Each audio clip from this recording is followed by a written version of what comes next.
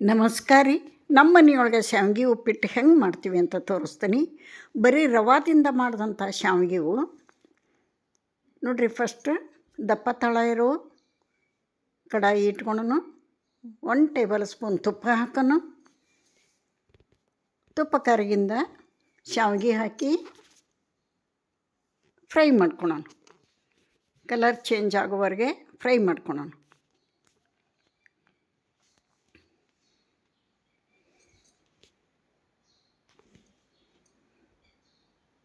ಇಲ್ಲಿ 2 ಪ್ಲೇಟ್ ಶಾವ್ಗೆ ಉಪ್ಪಿಟ್ಟು ನಾನು ರೆಡಿ ಮಾಡಕತ್ತೀನಿ ಇಬ್ಬರಿಗೆ. ಭಾಳ ಉದ್ದುದ್ದ ಇದ್ರೆ ಸರಿಯಾಗಲ್ಲ, ಅದಕ್ಕೆ ಅವನ್ನ ಮುರಿದೆ ನಾನು. ನೋಡಿರಿ, ಚೆಂದಾಗಿ ಫ್ರೈ ಮಾಡ್ಕೋಬೇಕು. ಕಲರ್ ಚೇಂಜ್ ಆಗಬೇಕು. ಸಣ್ಣ ಉರಿ ಇಟ್ಟು ಸಾಕಿನ ಸೈಡಿಗೆ ಇಡೋಣ, ಒಂದು ತಟ್ಟೆಯೊಳಗೆ ಹಾಕಿಡೋಣ.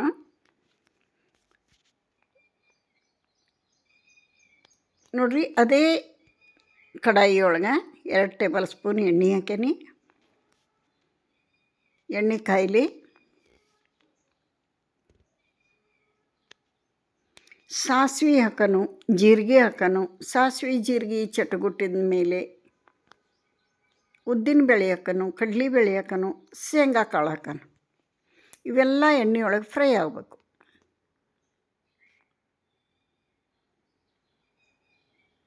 ಈ ಕಾಳುಗಳನ್ನು ಹಾಕೋದ್ರಿಂದ ರುಚಿ ಕೊಡ್ತೈತೆ ಉಪ್ಪಿಟ್ಟು.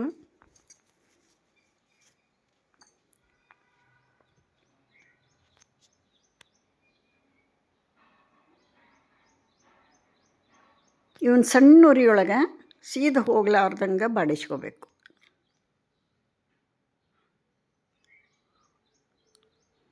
ಒಂದು ಟೇಬಲ್ ಸ್ಪೂನು ಶೇಂಗಾ ಕಾಳು ಹಾಕೀನಿ, 1/4 ಸ್ಪೂನ್ ಉದ್ದಿನಬೇಳೆ, 1/4 ಸ್ಪೂನ್ ಕಡಲೆಬೇಳೆ, ಕರಿಬೇವು ಹಾಕೋಣ, ಒಂದು ಕಡ್ಡಿ, 1-2 ಮೆಣಸಿನ್ಕಾಯಿ ಹಾಕೋಣ.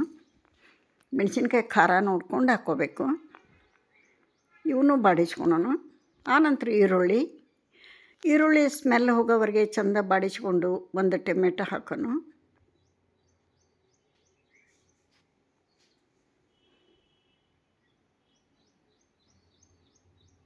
ಇದನ್ನು ಹಸಿ ಸ್ಮೆಲ್ ಹೋಗಿ ಸ್ಮೂತಾಗಿ ಬೇಯಬೇಕು. ಸ್ವಲ್ಪ ಸಕ್ಕರೆ ಹಾಕೋಣ, ಒಂದು ಸಣ್ಣ ಸ್ಪೂನ್ಲೆ 1/2 ಸ್ಪೂನ್. ಆನಂತರ ಇದಕ್ಕೆ ಶಾವಿಗೆಗೆ ಎಷ್ಟು ಬೇಕಷ್ಟು ನೋಡಿರಿ, ರುಚಿಗೆ ತಕ್ಕಷ್ಟು ಉಪ್ಪು, ತಟಗೆ ಸಕ್ಕರೆ ಹಾಕಿದ್ದಾಯಿತು. ಈ ಶಾವಿಗೆಗೆ ಎಷ್ಟು ಬೇಕಷ್ಟು ನೀರು ಹಾಕೋಣ.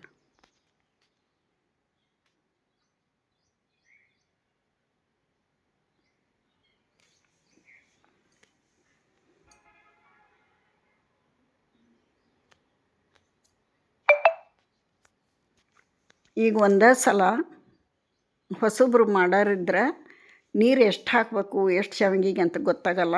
ಅವ್ರು ಏನು ಮಾಡಬೇಕಂದ್ರೆ ಶಾವಿಗೆ ಹುರಿದಿಟ್ಕೋಬೇಕು, ಒಗ್ಗರಣೆ ಹಾಕಬೇಕು, ನೀರು ಸೈಡಿಗೆ ಕುದಿಸಿಟ್ಕೋಬೇಕು. ಕುದ್ದಂಥ ನೀರು ಶಾವಿಗೆ ಇದರೊಳಗೆ ಒಗ್ಗರಣೆಯೊಳಗೆ ಹಾಕಿ ಎಷ್ಟು ನೀರು ಹಿಡಿತೈತಿ ಅಷ್ಟು ನೀರು ಆಮೇಲೆ ಹಾಕಬೇಕು. ನಮಗೆ ಮಾಡಿ ರೂಢ ಇರೋದ್ರಿಂದ ಅಭ್ಯಾಸ ಇದ್ದವ್ರಿಗೆ ಗೊತ್ತಾಗ್ತತಿ. ಹೊಸಬ್ರು ಯಾರಾದರೂ ಇದ್ರೆ ನೀರು ಕಾಯಿಸಿಟ್ಕೊಂಬಿಡ್ರಿ. ಶಾವಿಗೆ ಹಾಕಿ ಒಗ್ಗರಣೆಯೊಳಗೆ ಕಲಿಸಿ ಎಷ್ಟು ನೀರು ಹಿಡಿತೈತಿ ಅಷ್ಟು ನೀರು ಹಾಕಿರಿ. ನಿಮಗೆ ಸ್ಮೂತ್ ಬೇಕೋ ಉದುರು ಬೇಕೋ ನೋಡಿಕೊಂಡು ನೀರು ಹಾಕಿರಿ. ನಾನು ಸ್ಮೂತು ಅಲ್ಲ ಉದುರು ಅಲ್ಲ, ಮೀಡಿಯಮ್ ಆಗಿರ್ಬೇಕು, ಆ ಥರ ಮಾಡ್ತಾನೆ ಇಲ್ಲಿ.